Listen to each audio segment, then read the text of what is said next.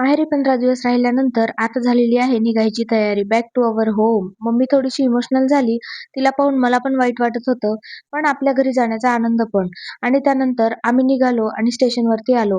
त्यानंतर आमची इंटर्नशिप आली. मग आमची जर्नी सुरू झाली. आफ्टर दॅट माऊ प्रवासाचा आनंद एकदम मनापासून घेत होती आणि ती येणाऱ्या-जाणाऱ्याकडे बघत होती, प्रत्येकाशी खेळत होती, हसत होती.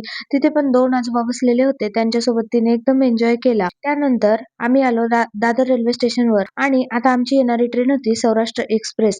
10 मिनिटांचा वेट. त्यानंतर आली आमची सौराष्ट्र एक्सप्रेस आणि त्यानंतर झालेले होते रात्रीचे 9:30. माऊ काही झोपायचं नावच घेत नव्हती.